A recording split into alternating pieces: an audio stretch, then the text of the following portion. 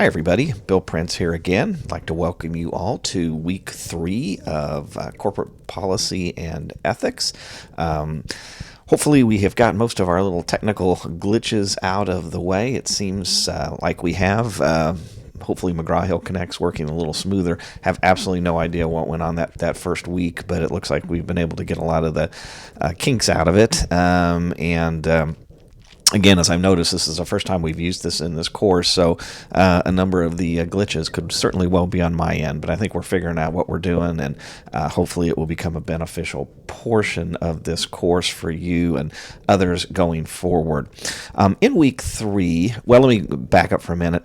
If you've noticed, and I mentioned this in the written announcement, the past couple of weeks I had been including some short videos in the McGraw-Hill Connect portion of the course, along with this kind of introductory to the week video. I thought what I would do, just in the interest of simplification, is just combine those two. And so from this week going forward, the video will be here in Moodle as opposed to over in McGraw-Hill Connect. So don't get concerned or confused if you can't find those going forward, as they will be at the beginning of each of the weekly modules. So in week 3, we're going to kind of drill down and look a little bit more into this notion of just what corporate social responsibility is.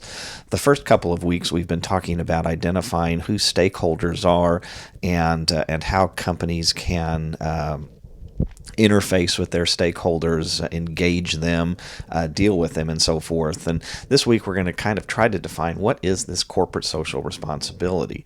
Isn't it the responsibility of business to make money?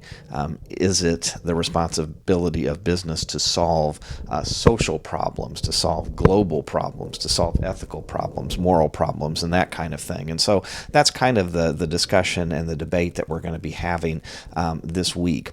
Just wanted to kind of direct your attention to the discussion question. I think you're going to find a couple of interesting videos in there. One is from Michael Porter, and the other one is from J. Cohen Gilbert, and they're going to be talking about this issue of whether or not it is in fact the job of business to solve societal problems. In many ways, businesses are creatures of statute, and those statutes sort of almost put an affirmative obligation on the part of those who run businesses to maximize value for stockholders, to maximize profits, and oftentimes those concepts are not always consistent with doing what is good for society or for the community, or that type of thing. So in that connection, we're going to be looking not only at the big picture of whether or not corporations should be in the problem-solving business, but also we're going to kind of look at these new corporations that we're starting to see emerge called B company or benefit companies. And these are companies that are statutorily structured to allow for social responsibility to be baked into how the companies work. So I think we'll have a good discussion on that, and really I think you'll enjoy those videos pretty much. So let me back right back out of here again. Again, the rest of the week, pretty similar to the past. Again, make sure that you do your quizzes and readings over in McGraw-Hill Connect.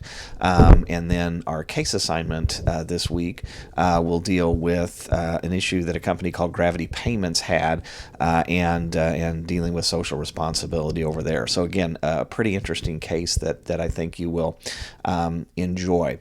I want to click on a link here. It's funny, every semester, well, it's not funny, but every semester we tend to have themes that seem to develop about stuff that's going on in the news, that's going on with business, and so on and so forth. And in week 2, you might recall that the case dealt with school shootings, and the response of certain companies to the National Rifle Association and to the government and that sort of thing. And as I was going through the news this morning, what is today, September the 1st of 2019, again, we had another one yesterday.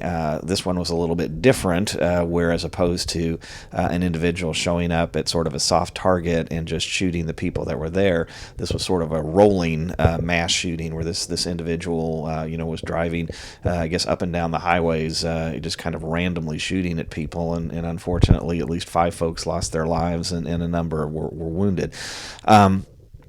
As I was watching the news this morning, there was a doctor on there, and I think he was treating some of the wounded, and you could tell he was just totally disgusted by the whole thing, and he said really about all that people can do in this country today, to prevent such things is just get first aid training, because if the policymakers aren't going to do anything about these things, and we just need to learn how to treat those people who have become victims of these mass shootings, that are occurring more and more and more. So I thought that was an interesting perspective. But in doing some reading and some watching of news and looking at polls, the overwhelming majority of people in this country are in favor of some kind of sensible gun regulation. Now, it's not a binary choice. It's not either regulate guns or it's not either, have everybody has guns and no regulation, or we have regulation and nobody has guns.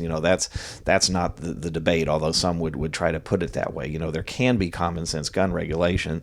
And it's interesting that, the politicians, and when we look at chapters 8 and 9, because of the influence of certain lobbies and things of that nature, they certainly have not had the political will to do much on this issue, and yet we have 93% of the public saying something needs to be done. So it will be interesting to see if businesses, take a more aggressive step to try to curb some of these issues. We saw a little bit of that in the response of some of the major companies to the school shootings and things of that nature. But it will be interesting that even if there is no formal legislative response to this, if there will be a social response, if that 93% public desire to have something done will translate to companies, if companies will start taking steps to deal with some of these issues. And of course, that raises a number of questions, of course, which we're going to be looking at this week. Like, number one is it even the responsibility of companies to do this? What does Delta Airlines or Apple Computers or any of those companies have to do with the gun control issue or mass shootings or things of that nature? But again, as we look at social responsibility and we look at company involvement with their communities, one can't help but we'll start seeing, companies getting involved in this debate on either side of the question. So, again, hopefully mass shootings are not something we're going to have to come back to time and time again in this class, but it just seems like, we're seeing these things occur, more and more for whatever the reason, and it will be interesting to notice what businesses' response is to these particular events. So, again, kind of keep that in mind as we talk about the role of social responsibility and the definition of social responsibility this week. So, again, I think we'll have another good week of discussion. And if y'all should have any questions, comments, or concerns, again, don't hesitate to email me or give me a holler, and we'll address them as best as we can. So have a great week. This is Labor Day week. You have Monday off, so hope you have a restful day then, and we will be visiting with you throughout the week. So have a great week and take care.